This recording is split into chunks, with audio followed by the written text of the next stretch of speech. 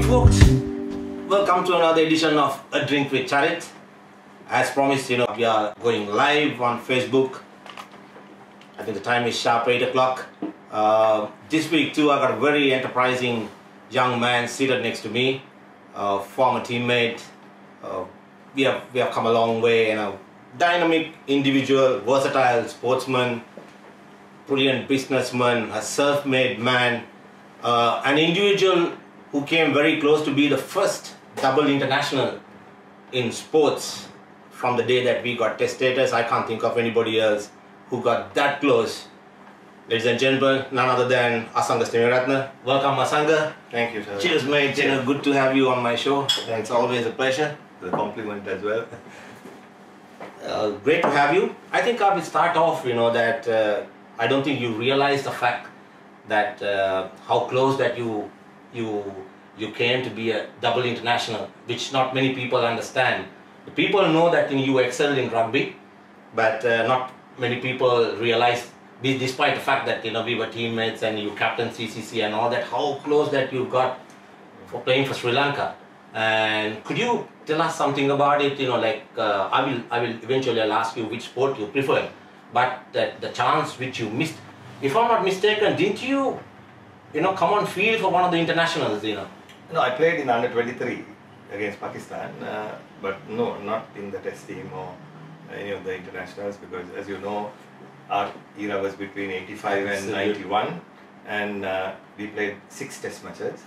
Out of the 6, 5 were overseas, and one in Sri Lanka was against New Zealand, and I think that was also called off after the bomb. So these are really hard times. Our generation was the lost generation, I would say. Absolutely, and people don't realize how hard it was. I believe that we had only 8 clubs playing Division 1 cricket. We actually was increased to 10. Eventually, yes. The 2 years that we won the Sarab, which was 86 and 88, and those 2 years we had 10 matches, and they were very hard matches, and they just made it 3 days as well. So the cricket was excellent, very high quality.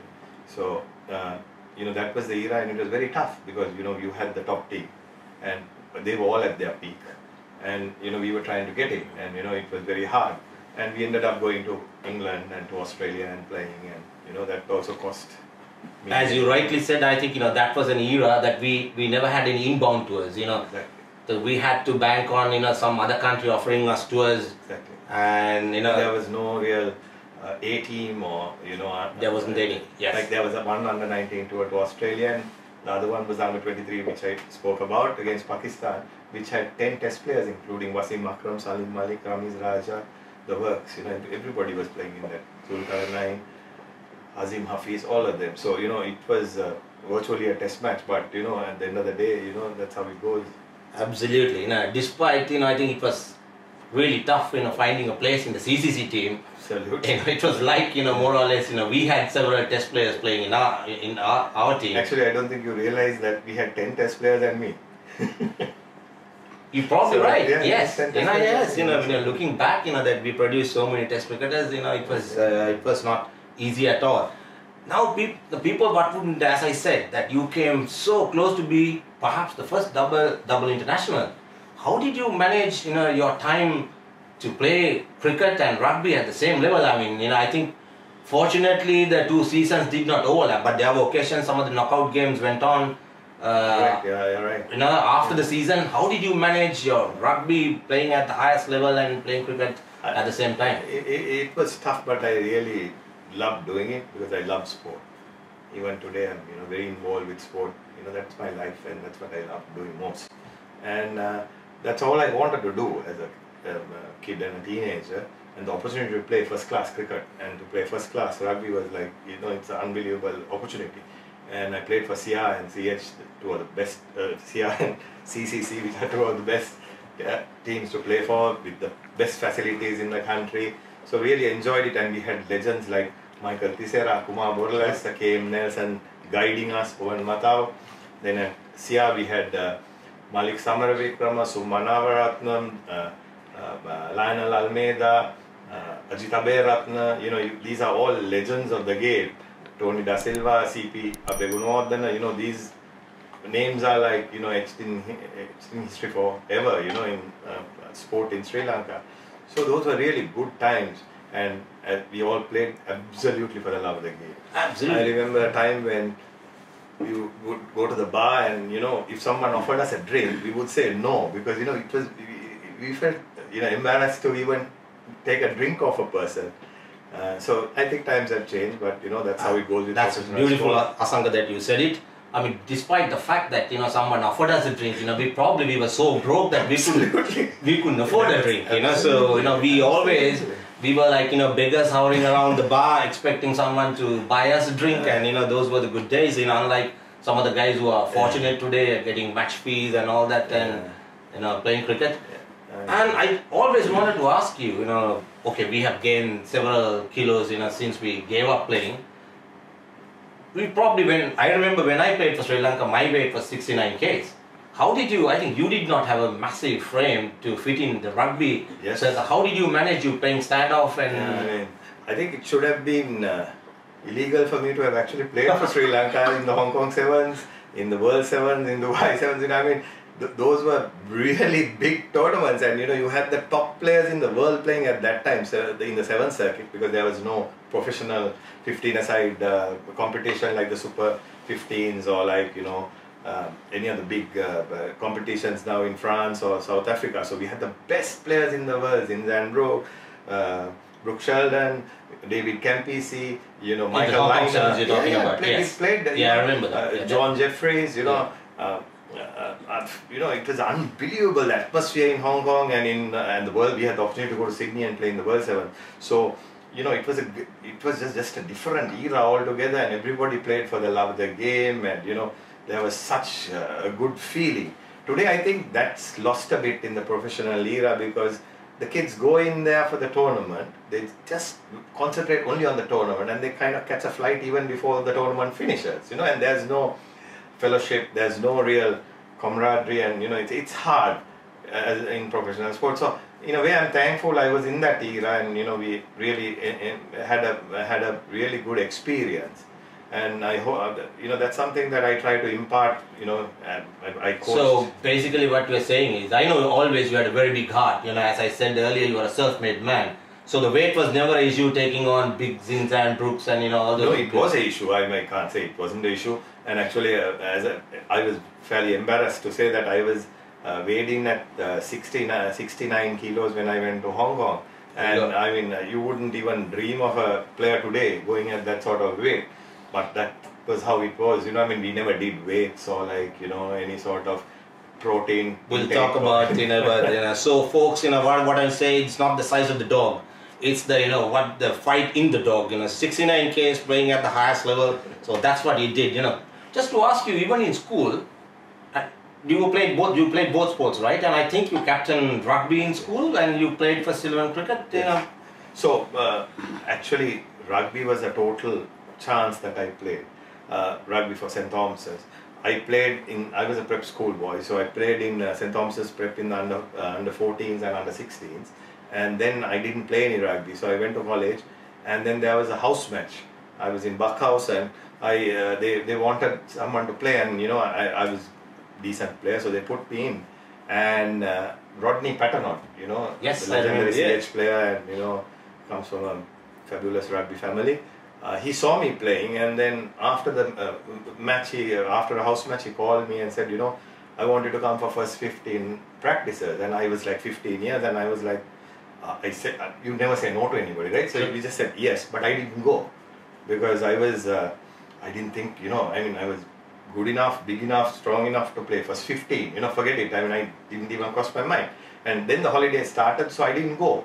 And then term started, and I was in the tuck shop on the first day, and about to get my food when Viraj Idippili, the captain, and Christopher John walked in, and they were like house cops at that time, so bigger boys.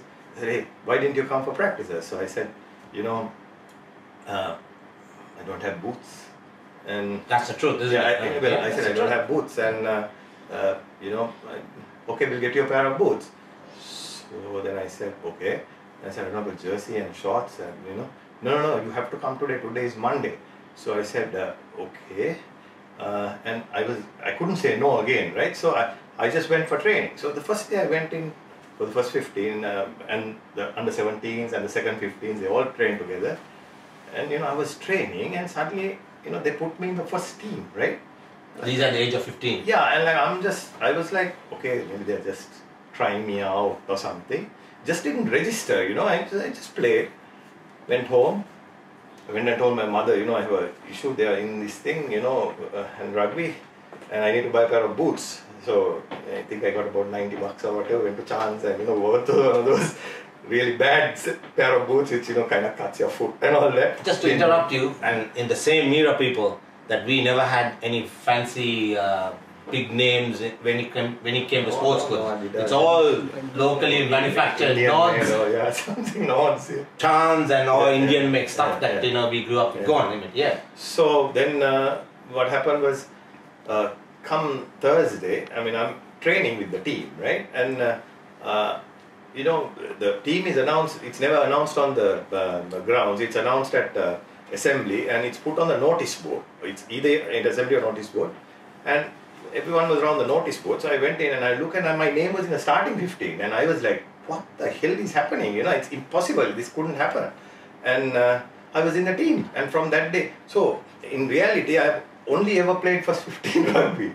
That's all. I've never played a practice match even at another level. So it just was absolute chance. But then what happened was the cricket season started, and my coach, FC Desaram, told me, hey, you're not playing any more rugby. Next year, no rugby for you. You are going to concentrate on cricket. You're going to play cricket at the highest level. That's it. Forget about your rugby. And I was like, no, sir, I'm a colorsman now. I'm probably captain in a few years. No, man, and that's it. But, unfortunately, FC died the year after.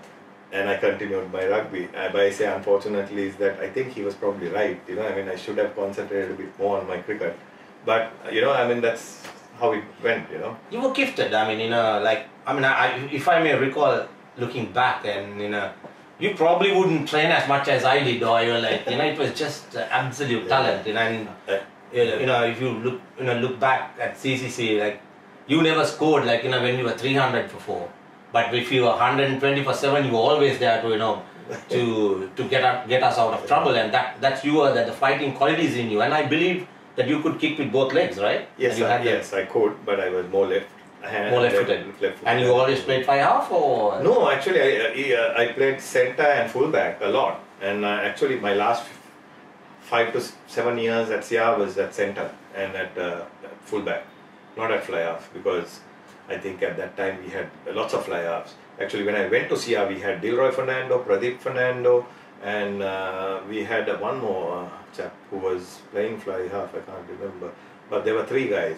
And then after that, Shardul came in, and he was also a very good player. So I was playing a lot more at centre and fullback, because I actually wanted to play in those areas. You had more room to run and do things. But in school and for Sri Lanka, it was always number 10. How do you consider yourself? You're better ruggerite, or you're a cricketer? That's the question. Well, as I said, rugby was absolute chance, and yes, I had flair, and I had good hands, and I could kick a lot, and I could do lots of things. I was obviously a thinking player because of cricket, because of the strategy involved. But cricket was my first sport, and it was my passion. And unfortunately, it also gave me a lot of heartache, because as you know, at CCC, we won 2 Saras, we won our under 23s, and I think a lot of us scored a lot more runs than the guys who actually were given the opportunities time and again. And the thing is, that's where it's so important for people to understand in this country that in every sport this happens, that we do not give talent the opportunity the way it should be given. We give it according to whom we like, whom we want to, and whom we think is going to toe the line. It's really a very unfortunate situation, and I must bring up Bhanuka Rajapaksa here. Brilliant cricketer, royalist, right? Scored 100 in the Royal Thomaian. And when a boy performs at that level and scores in that atmosphere, you cannot replace that. You cannot get that sort of experience in any sporting event in your country. And I know I'm a Thomian and people may think I'm a bit biased about what I'm saying, but being kept out for 9 years and then given, and the way he's performed. So this nonsense about Sri Lanka not having talent, we are playing the wrong formats, we are playing the wrong tournaments, we should have provincial tournaments, is to me a lot of nonsense. You went off briefly, you're talking about the Bhanuka. That is a very valid point, that what you are trying to say is that when a guy deserves a place in the team, that we are not exposing guys at the right time. It happens time and again, and not only in cricket, in every sport across the board, because of the attitudes of individuals.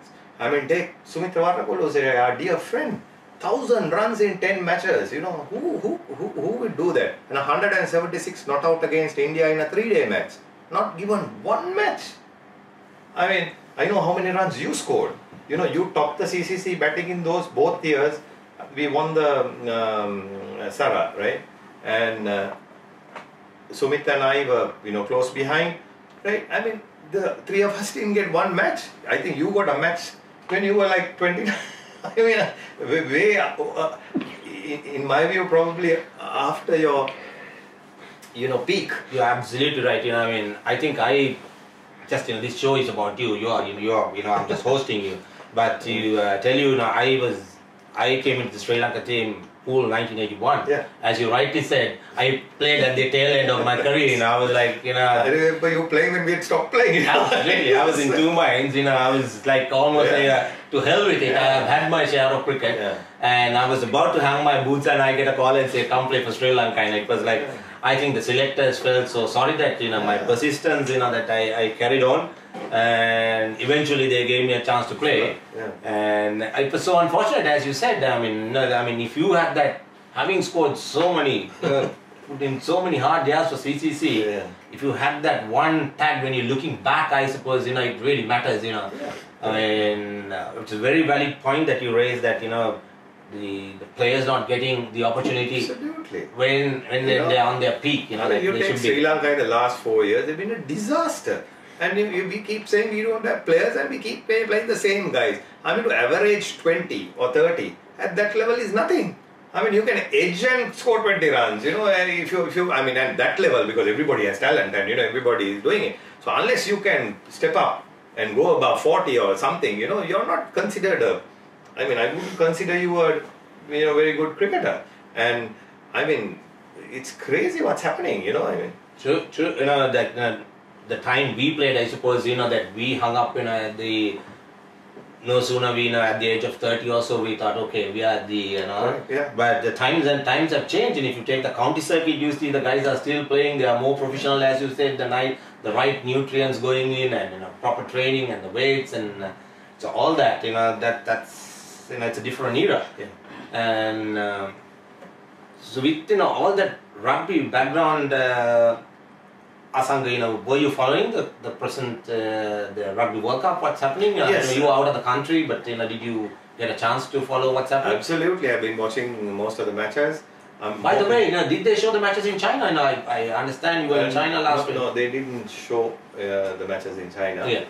But obviously on the internet, you can follow the matches. And I'm hoping England wins. That's my call.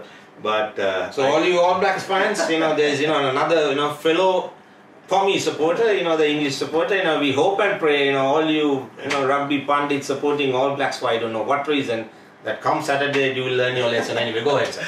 Well, I think the All Blacks are amazing. I mean, they don't get a side like that. But I also believe that they're due an off day, so it depends. I mean, if they win, it's just unbelievable. And hats off, I really appreciate their rugby. I really love the country, But I also feel as a rugby supporter, you need change. You need people to, share the trophy around. So that's one of the reasons. The only thing is, the little bit of sports that we know, that, the way they demolished the world number 2 ranked team, that's they looked almost, amazing, invincible. Amazing athletes, it's just phenomenal.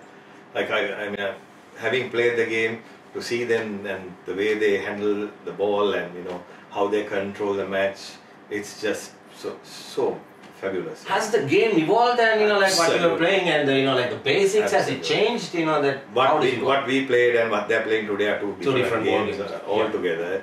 I mean, we played 80-minute game and we played for 17-18 minutes. Today they are playing 35-40 minutes, and they are running harder, they are bigger, they are stronger.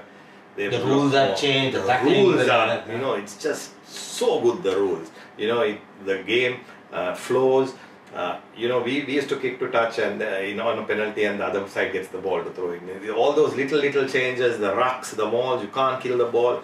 The game is at a different level altogether. It's a phenomenal sport at the moment. Do you still, I know that you did a lot of coaching back in St. Thomas's, and I think under your coaching you had some famous names. Yes. I've seen a question as well on my prodigies or like my charges as well, and actually Charith, my coaching was at St. Thomas's was only like 2 or 3 years, but I did a lot more at SIA and Army was a very good experience. I was going to ask you, in the middle of the war, and nobody was willing to even go into the Army compound.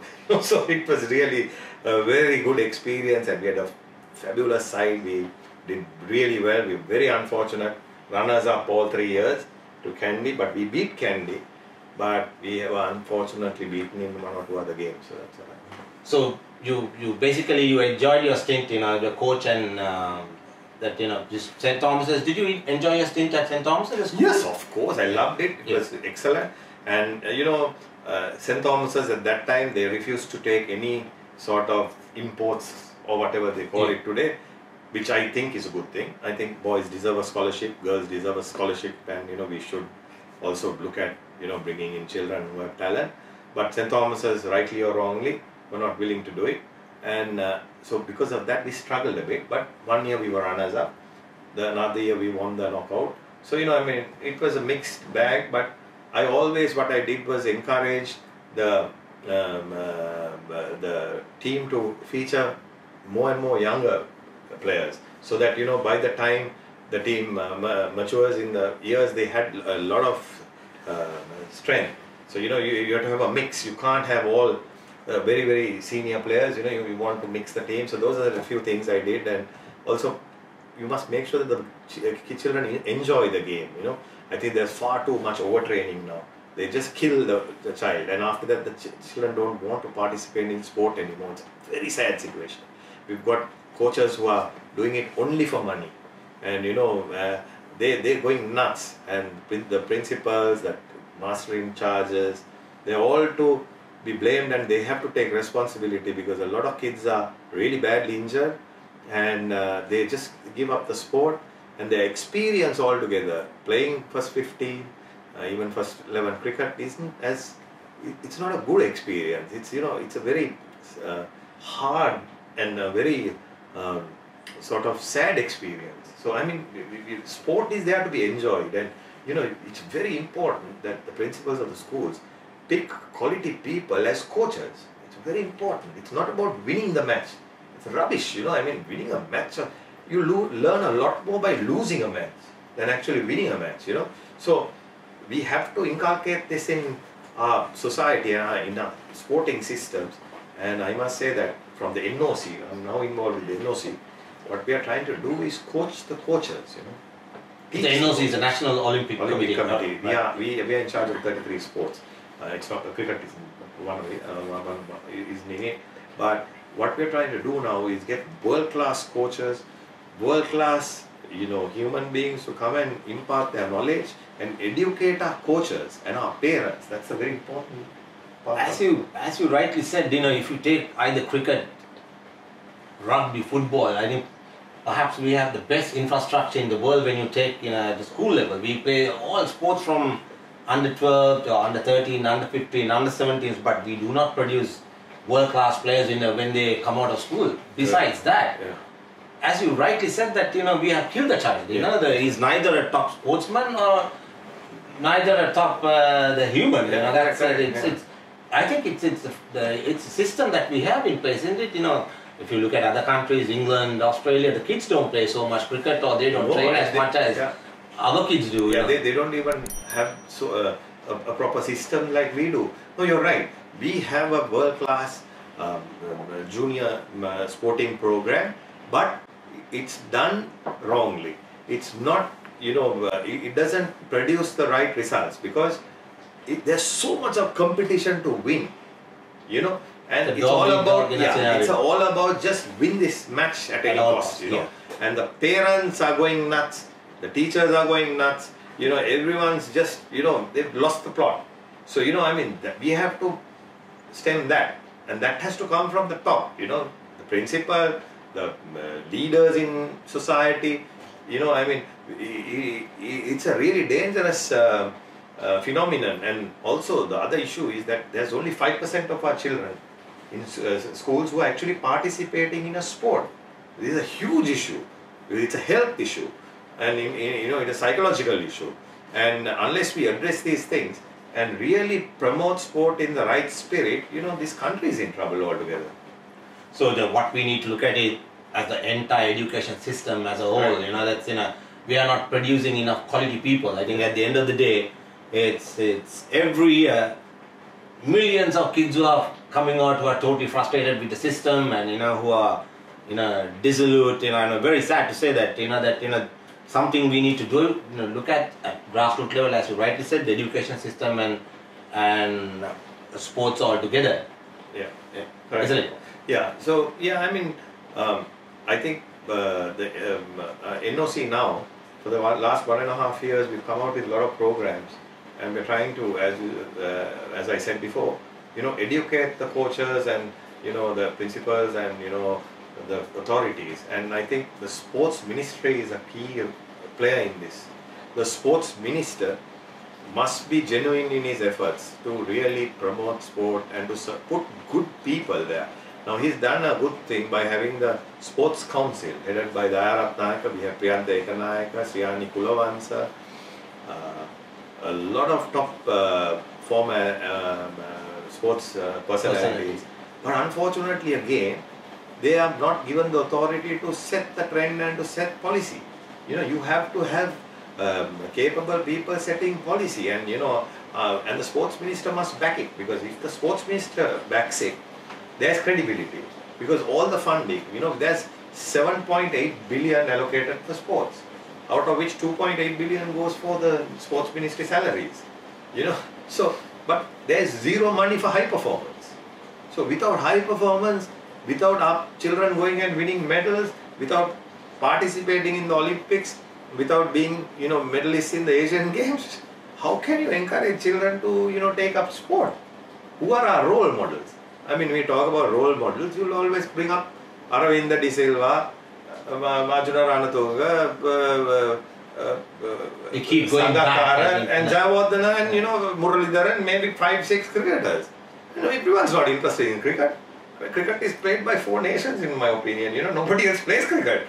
If India didn't play cricket, we would probably playing in our backyard. Absolutely. So, I'm not trying to put cricket down, but to me, cricket is a world game, but it's nowhere in the top 10. It's probably 8th or 9th or whatever. I don't know. Could rightly say it's a subcontinental sport. More than and the Ashes. We'll talk about it. But if you take West Indies, New Zealand, and the other countries, of course, now Bangladesh coming out is a very good thing, and of course Pakistan is always there, as you said, subcontinent. But what I'm saying is, if you take a game like, if you take athletics, right? If you take tennis, right? If you take soccer, it's a global sport. Yeah, rugby. Global, there are like 150 countries seriously playing the sport. So we as a nation we have to focus on all areas, not just cricket. Sure, you're absolutely right. And folks, there's one other thing that not many people knew or known. Correct me if I'm wrong, Asanga, that I remember that ICC headhunted you for the CEO post some time back. Am I right? Correct. It was before Richardson, right? Yeah. Yeah, I think just before Richardson took over the reins, and it was you whom they wanted. Yes. I think you had discussions with them. Yeah, they were to fly me to Dubai and do all that, but I decided against it because I was very involved with my company and what I was doing in Sri Lanka, and also my family. My 2 girls were like I think 4 and 5 or whatever. And it would be impossible for me to leave them. I was going to ask you, and now that you are so involved with your two daughters' careers in tennis, you probably would have seen that I see you spending a lot of time with them. That when you compare, take rugby, I will come to the rugby as well. Leave cricket aside, whatever it is still, and perhaps it's only international sport that we can compete at the international level, at the highest level. But do you believe it's there's a lack of talent in our kids, or is it the lack of infrastructure, or as you said that it's where do we go wrong?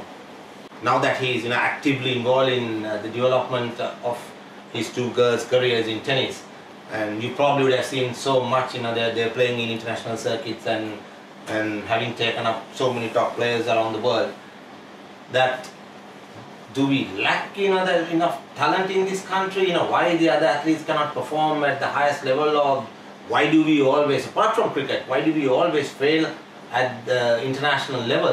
Where are we going wrong as a nation? Charith, as I told you before, we have zero plans for a high performance. Now, high performance is playing at the highest level in what you're saying, right? Be it athletics, tennis, field events, track events, or whatever,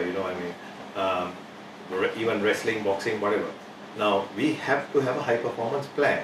So where my girls are concerned, what's happening is, I'm obviously, we are investing ourselves, and we are, giving them the best possible coaches, and we are taking them for tournaments and things like that. But, there are so many talented children, right? And we don't lack talent. We have plenty of talent. There are many Susantikas out there. Right? There are many Sangakaras, there are many, Duncan Whites, there are so many top athletes in different sports. But they lack the support. The associations don't have the leadership that understands high performance. They don't have the leadership that can take the children to the next level. And what is needed is not given to the children. That's the only shortcoming in this country. And the sports minister, the ministry, the president of the country, they must take responsibility, because our country is failing miserably in sport because we lack leadership. There is no other reason. We have plenty of talent. Tennis, let me explain what has happened in tennis. The Nick Bollettieri era, you know that, right? When Agassi, Sharapova, Sampras, they all came along. Nick Bollettieri set up an academy in Florida, and it was like boot camp, right? The kids got up in the morning, played 2 hours of tennis, rested, slept, did their gym work, ate, rested up again, and played again. So they were playing 4, 5 to 6 hours a day, right? Obviously, they suddenly started winning everything. But they then replicated this system in Spain, in France, in Czechoslovakia, all around the world, including Malaysia, Singapore, China, everywhere. Now, Sri Lanka, we have no system, we have nothing. So how can you compete? But what I'm saying is, you don't have to send your children to Spain and Australia and England and everywhere else to become world champions. And that is the wrong way to do it, because at the end of the day, what is going to happen? Okay, maybe that kid wins once and that's it. But there is no follow through. The other children can't. So what I would want to do is build the academies here, bring the best coaches here. We brought Nick Bollettieri here. We brought Selvam, who's running the International Academy in Malaysia here. We have Patrick Morateglu's, one of his top 4 coaches, Thomas, in Sri Lanka. Then we have Patrick Chamonet, who coached Gail Moorfields. Gail Moorfields as coach, spending time here. So we are getting the best coaches in the world here, and then we train our coaches, and then we have to get our children to do this. But another thing is our education system. It's, unbelievable, the pressure on the child for a grade 5 exam, for the O-levels, and for the A-levels. They put so much of pressure on these children to get like 9 A's, 7 A's, 8 A's, but nobody really bothers about it after a while, right? And then they kill the child. The child cannot even breathe. She's running from tuition to tennis to netball to, it's just crazy. And none other principals see sport as a as a vocation, as a job going forward. I mean, in my mind, if a child can sing, dance, act, play a sport, those far exceed anything else. I mean, come on, there are so many doctors, engineers, lawyers, but we need children to follow their, heart's desire and, to excel, but we are not giving them the opportunity. I totally agree with you, Asanga. Looking back, I think the only education that, you and I perhaps, although we did our basic education, right. Most of our education came due to our sport, isn't it? The exposure we had. Absolutely. And playing overseas and interactions with, certain other players, and our kids today don't have that. And that experience you can never give You a cannot. child. Absolutely. You can't send her to a classroom and they're not You will good. never gain that experience which you get. Now, having said that, that you were an outstanding player and you were a coach, and then you were at the top of rugby, and you were the SLRFU chairman for many years. And I know it's a very personal question to ask you, and you were doing such a fantastic job. As outsiders, we could see the progress in rugby, what you put in, exactly what you spoke about tennis, and how you managed to bring high performance coaches and contributed to the sport. You did the same thing with rugby, but eventually, I think the guys who were around you, they suddenly, I think if I'm not mistaken, last year they took you out of the system. Am I right? Yeah, well, I mean, you can say that, but Sri Lanka rugby, as you know, I mean, I firmly believe if you're a player, you play rugby. If you're a coach, you coach rugby. If you're an administrator, you administrate. Now, what's happening is that people are trying to do everything, and the other thing is, when you're an administrator, right, you have to be impartial. You can't have club loyalty, I mean, it's easier said than done, but you can't have club loyalty, school loyalties, all that. So what I did was I took that out of the system, created high performance separately, and insisted that any national coach cannot have any affiliation to a club or a school. If they're a school coach, they should coach and concentrate on that school. They cannot become a national coach because they win a championship. That's rubbish. Winning a championship doesn't mean anything. I mean, it's glorious, you can have a good time and enjoy the year or whatever. But in my opinion, that doesn't, create a post for you in the national setup. The national setup has to be different. So what happened to me was I did 6 years, as I told you, actually 5, and there was 1 year that was in between. There was interim. So our success was that we took our sponsorship from 7.5 million to 100 million, right? Plus we also raised about another 100 million separately, right? And we also did the Super Sevens, which actually cost another 220-30 million. So we were raising 400 to 500 million rupees every year, and we changed the face of the game because a kid playing the Super Sevens could earn 1 to 10 million rupees for 2 weeks' work.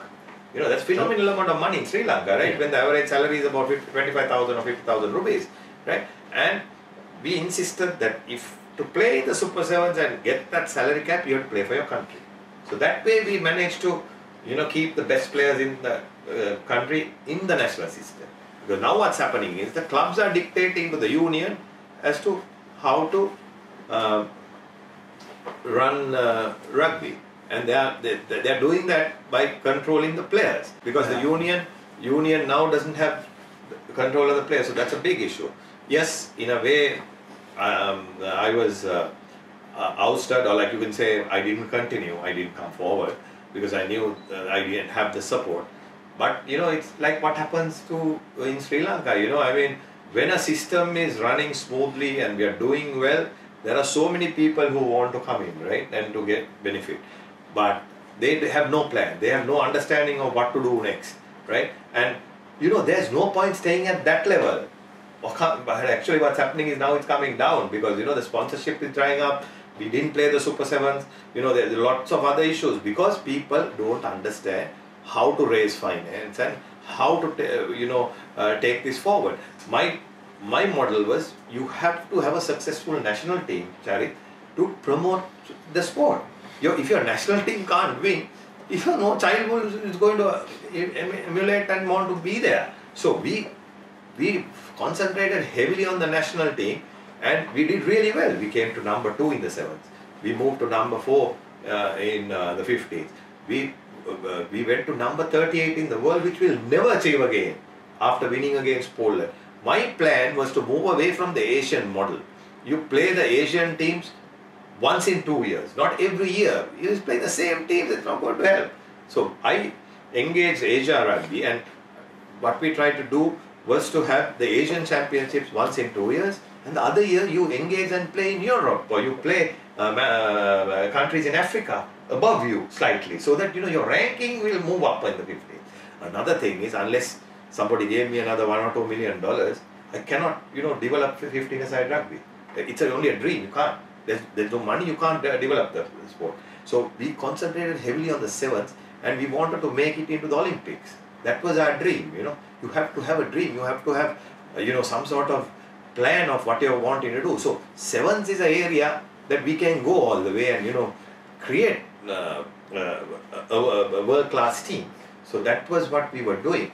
But as I would like to stress the fact that finance is the key. If you don't have the money, you can't do anything. But with finance, you also have to have the knowledge and the ability to put it together. Otherwise that's also not going to work. So Sri Lanka rugby, I think, is in real trouble at the moment. I believe it's going to have a real big there are going to be some really big issues coming in the next 4 to 5 years, because I can't see where the money is going to come from, and I can't see I really can't see the plan now going forward, as to what they are going to do, because the clubs are pulling all their players out. I just read 2 days ago to Dinu Kamarasinghe and another of the top youngsters we brought through the system has pulled out. And also, Charith, what we did was with Imti Marika and Priyanta Ekanayaka, 2 of the top rugby players this country has ever produced, right? We built a high performance system with 2 of the best coaches in the world, Peter Woods and Nick, I can't remember his surname, from Canterbury. These are guys who are elite, trainers, right? And if you take the trainers that I brought in, Phil Grinning, today coach of USA, right? Matt Turner, right? Coach, I think he's coaching Scotland or somewhere now. Then we had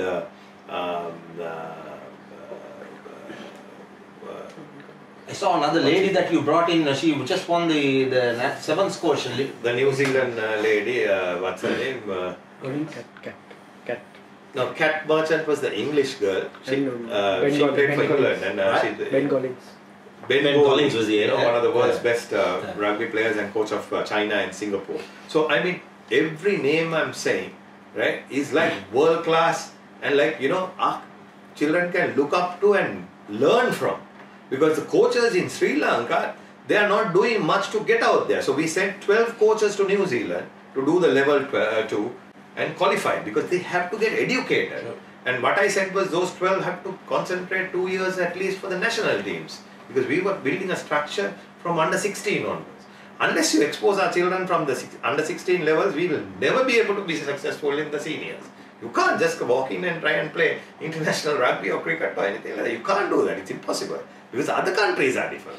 If the other countries weren't preparing like this, they didn't have a system, Charith, we'll be world champions.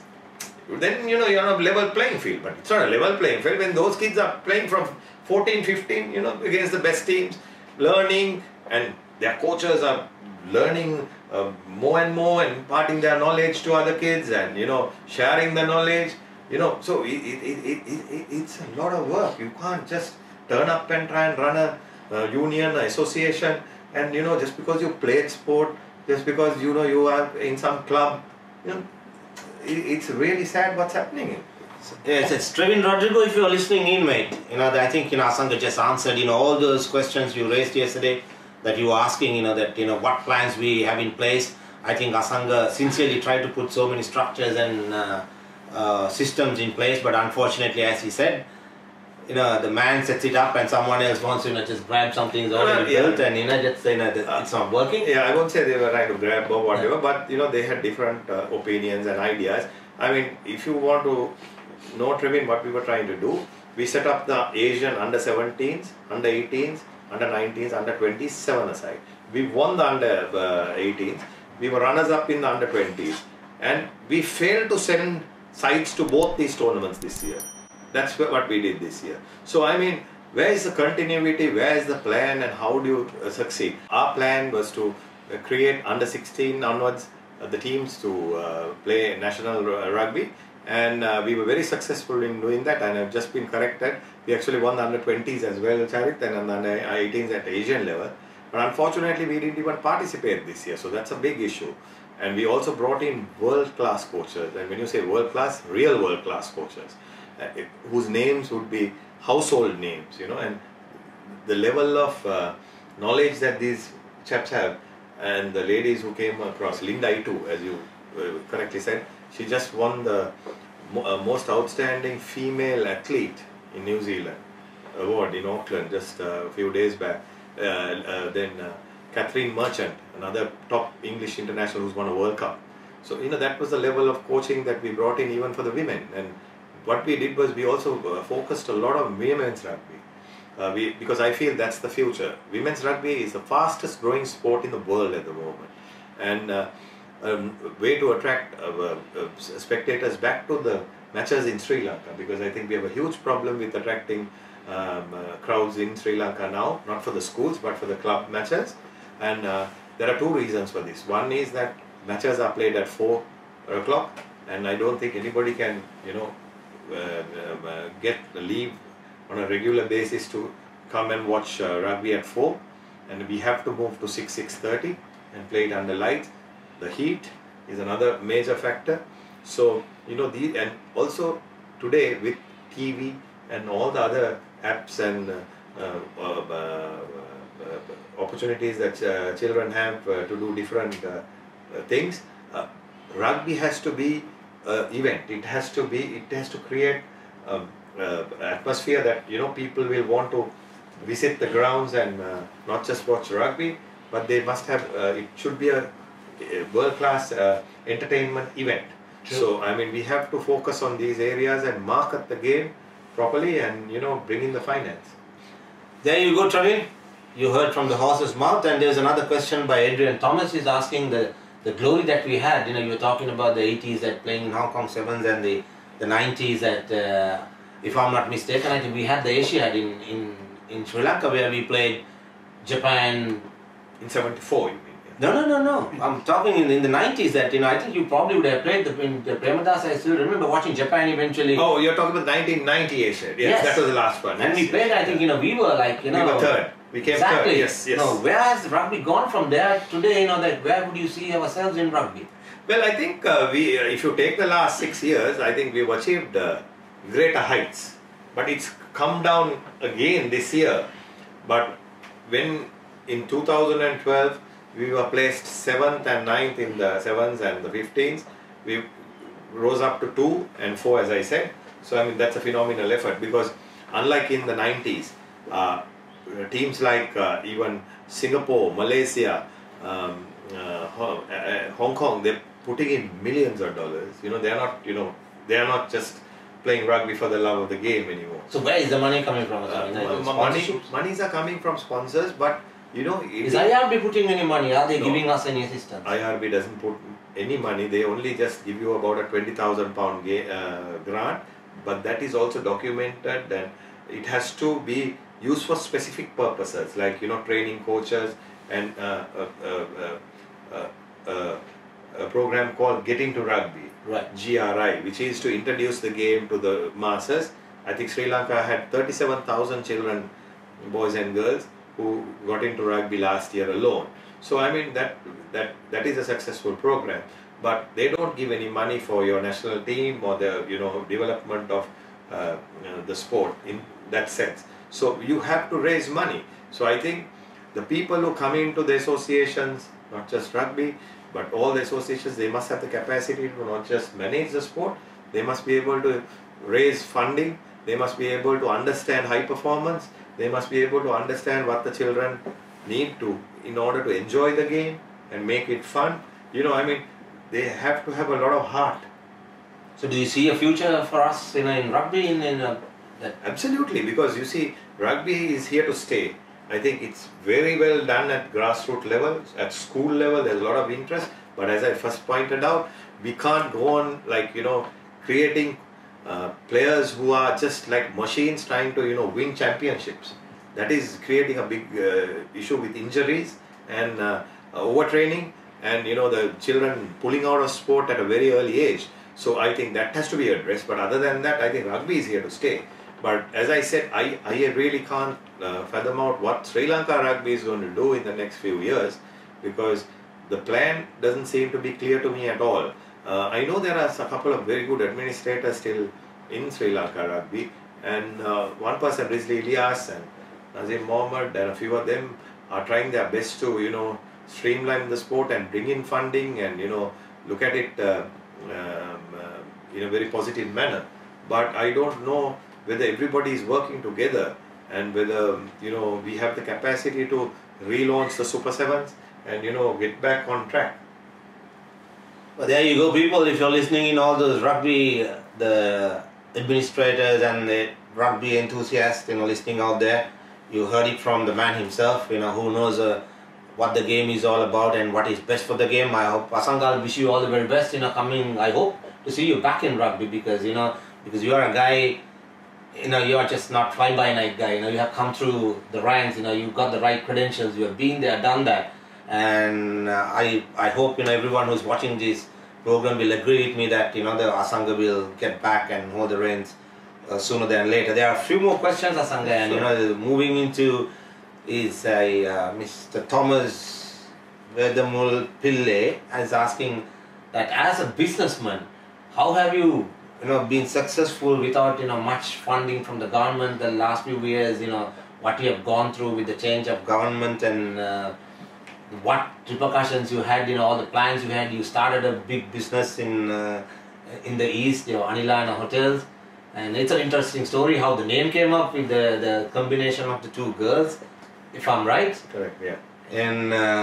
And we have big hopes, and everything that country came to a standstill.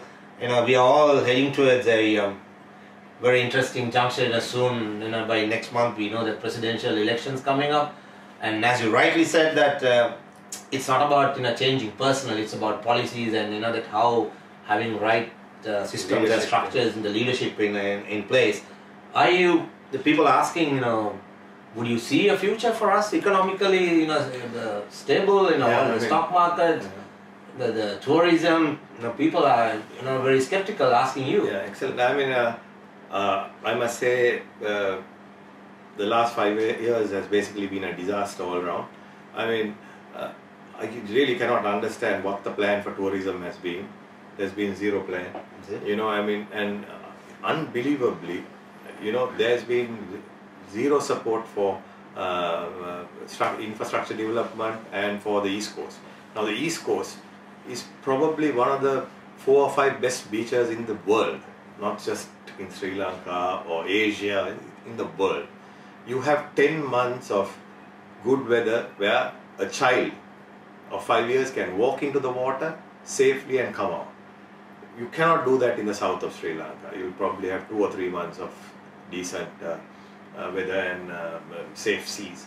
And the landscape is unbelievably beautiful, and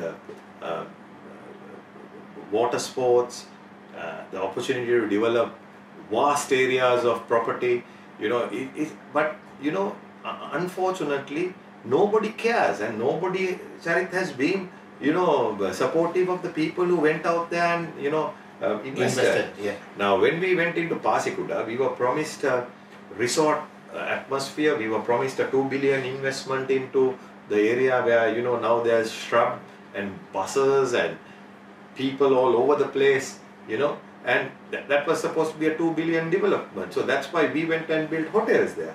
And we have Nilavali Beach, which is probably, as I said, one of the top 4 beaches in the world, with just one hotel that has been built in the last 30 years.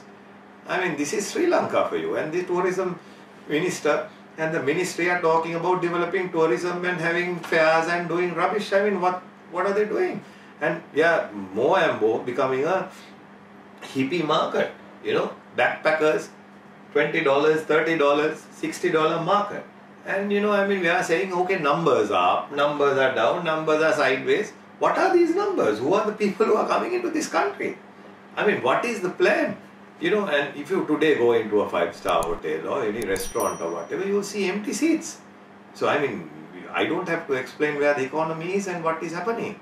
And I mean, I have really no understanding of what they are doing in the capital markets. The best way to develop the country is to develop the capital markets, interest-free capital into projects and development. But you know what they've done? They've taken the stockbroking commissions from 0.9 and 1.2% to 0.2%. I mean, that's like, you know, saying the hotel room which is going at $150, okay, now it's going to be $20. Who's going to survive? So they kill the capital markets, the brokers are all gone under, nobody is doing road shows. The stock exchange and the SEC want to do road shows. Where in the world is the stock exchange? I mean, yes, they can have 1 or 2 shows, I mean, and support the industry. But the brokers, the industry participants should be on the road. They should be marketing Sri Lanka. They should be explaining the situation and the plans of the government. The central bank governor, the Ministry of Finance must be with us on road shows. That's what we did for 20 years from 1990. Every central bank governor, every top banker, top conglomerate chairman was on the road with us. Today what is happening? Nobody can afford to go on the road anymore because, you know, the income has been completely taken out and all sorts of rubbish is being spreaded. That, you know, the market was manipulated, this was happened, that was happened. You know, the stock market is for a serious, knowledgeable investor. Okay, others can participate, but you have to be aware of what you're buying and selling. You can't just go and, you know, participate and when the market has been driven up or whatever and buy stock and then lose money and then blame everybody and say the people are rogues and cheats. You know, so I mean, it's just crazy. And today the institutions in Sri Lanka have not invested in a stock for 5 years and they are blaming the central bank bond scam, some others manipulating the market and some rubbish. Where in the world can you develop a capital market without the institutions in the country investing? So what is this leadership doing? I mean, okay, forget about the election, forget about anything. You're in charge at the moment. You know, I mean, take us forward. You're not interested in anything else, you know. And ask your leaders the other pertinent question, what are their plans for your children? I mean, what is the plan for sport? What is the plan for your economy? I mean, what are they going to do? What is the tourism plan?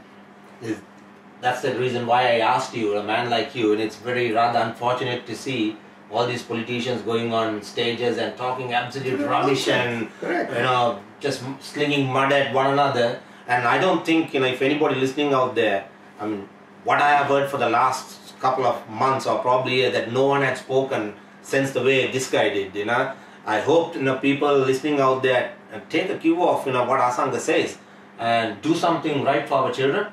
In time to come, it's, you know, at that moment it's all fart, no shit, you know, straight away on my show to say very frankly, you know, it's, you know, to tell you frankly, I have given up politics, you know, I'm not even watching. And I only hope, as you rightly said, you know, the people who really matters, you know, get into positions and run the sport, run the country for the betterment of, you know, for all our sake.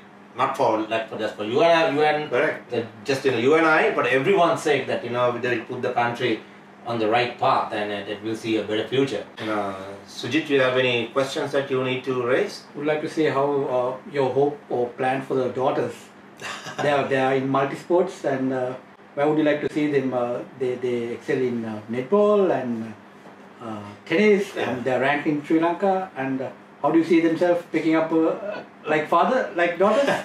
I mean, I would love for them to continue their sport, but it is a decision that they will make once they are 18 or 19. I mean, we can take them till that stage and, you know, control what they do and, you know, ask them to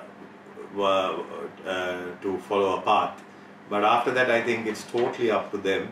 And I must say that, you know, we are not going to just pull back and say, you know, you just do anything you want. But they should decide, because the issue here would be for me, because my 2 children are really good in their studies as well, you know, so they're very good in their studies. And while that is a blessing, it's also a huge problem if your trying to be a professional sportsman or woman, because then when you have that option, and to me that is the easy option, to study or to do something that is mainstream.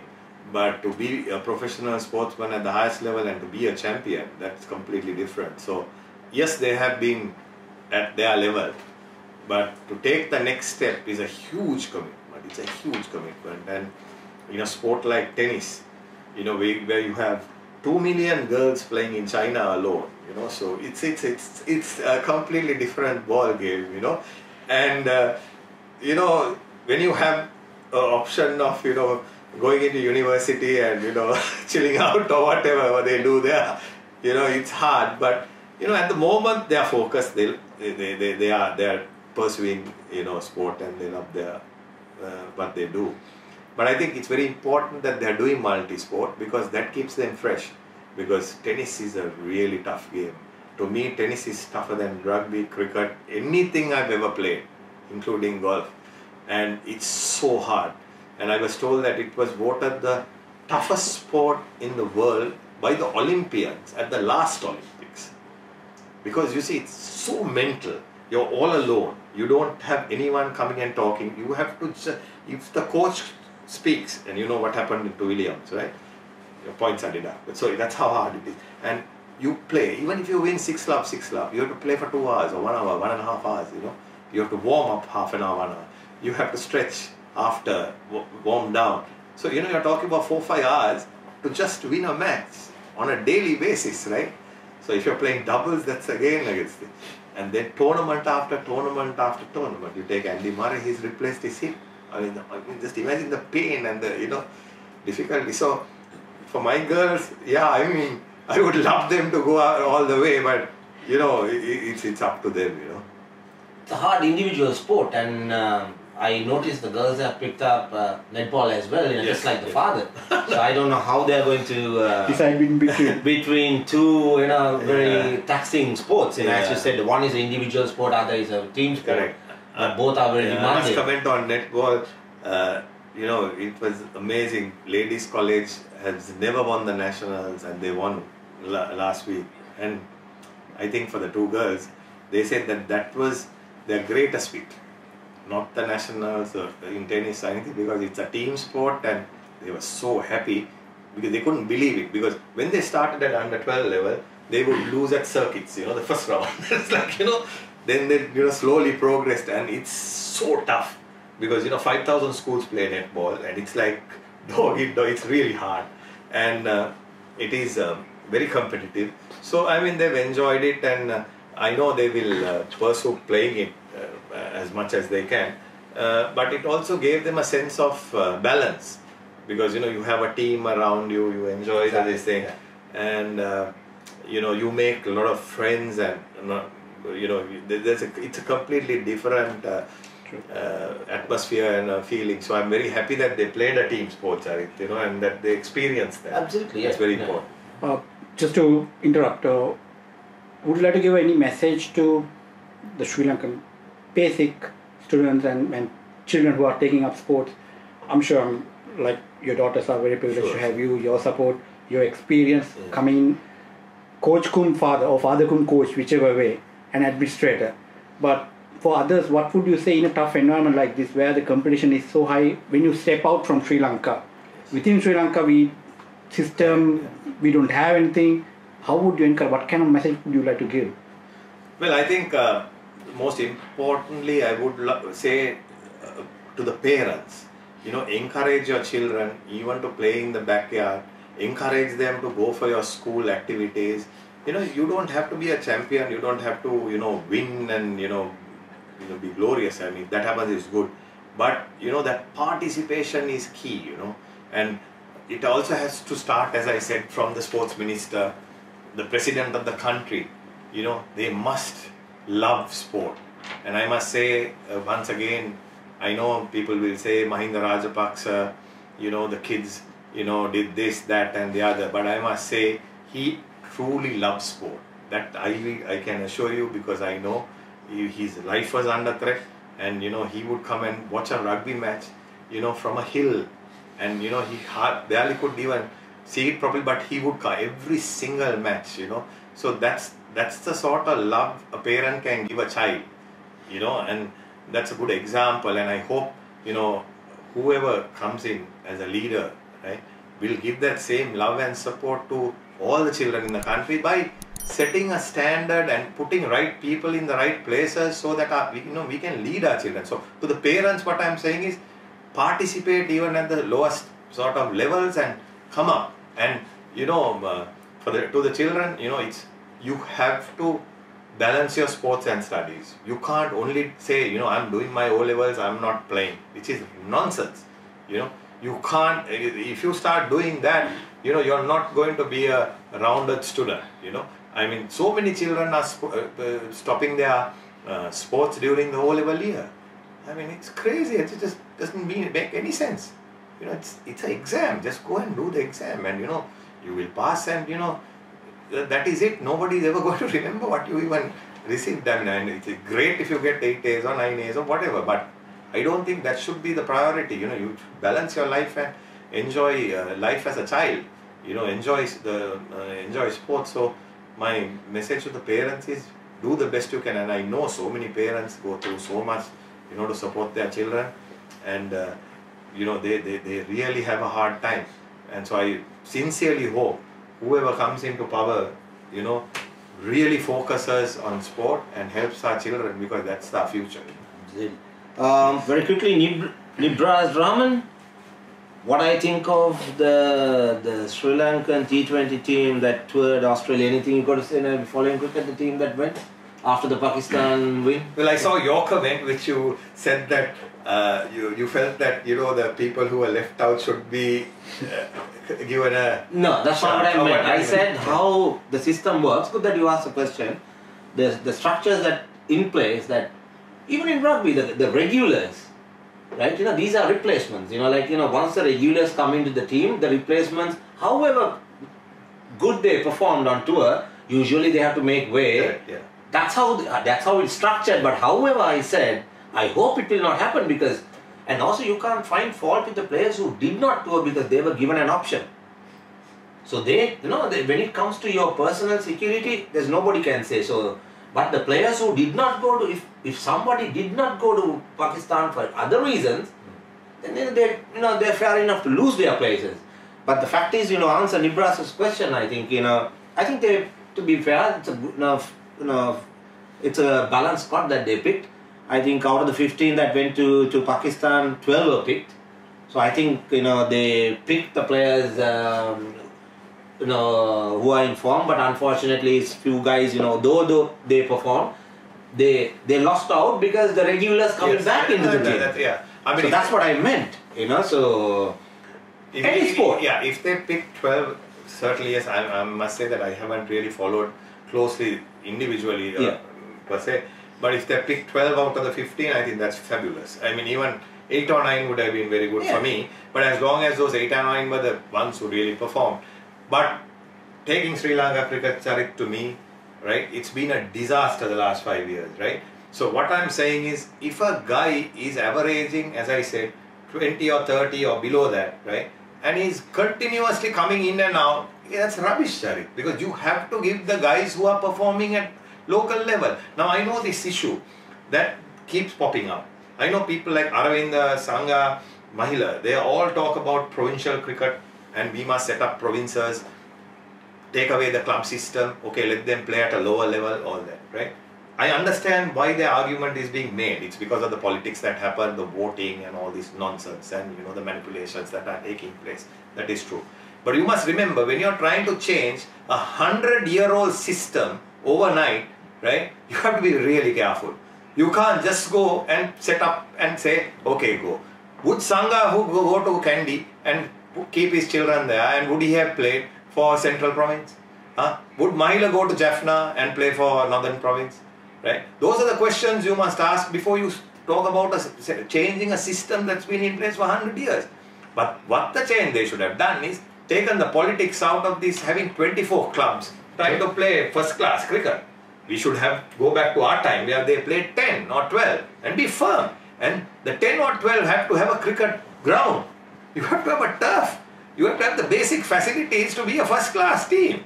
Whether it's around 4 clubs or whatever, that is my thinking. Then you build the provinces over a period of time. But for provincial cricket to work, it has to be like, a country has to develop. The province has to develop. People must want to live in that province. For instance, you can do that in Auckland, you can do that in Wellington, you can do that in Australia, in Melbourne, you can do it in this thing, but you can't do it in Sri Lanka where nobody wants to live outside Colombo or Kandy or And actually, we should focus on those 10 or 12 teams, bringing Kandy, because Kandy always had a good team when we played. We can bring Gaul in. Gaul is there. Kurunegala is there, right? So like that, you pick those. Now, for instance, rightly or wrongly, Hambantota, right? I mean, it's there. So, create a team there. That's okay. Matara is a good place. But, Charith, thing is to change that system you're going back to, putting cronies in places. Because the cricket board will never put in a province a person they don't want. They'll put one of their catchers, and so the whole thing, goes back to square one. So it's another way of siphoning money out of the cricket board. It's never going to pay. There are enough first-class cricketers in Sri Lanka. Just pick them and, give them the opportunity. Absolutely right. So, gentlemen, I think, we had a very pleasant and a long evening, despite the breakdown in transmission, which we apologize very much to our listeners. Thank you very much for joining. I can see so many, including Stefan Anthony, listening to us. So many of our mates, been watching. Yeah, absolutely. Everyone who joined us, thank you very much. And Asanga, it's a great pleasure talking to you. Thank you, Charith. I think it's giving me talking to you, and I too learned a lot. And from a personal perspective, I just started doing this for the fun of it, and it's becoming so popular. I probably will take it to excellent idea and next level. And anyone who is willing to come on my program, and you're always welcome to join, as long as you have the heart to come in front of people and go on air in front of the camera and to say the truth and answer the questions. And thank you very much once again to my crew, Sujit, and the rest of the boys, Peter, Dom, always being there. And we'll see you again next week, and we'll have another interesting character hopefully, and we shall keep you informed. Good night, Sri Lanka. Thank you very much.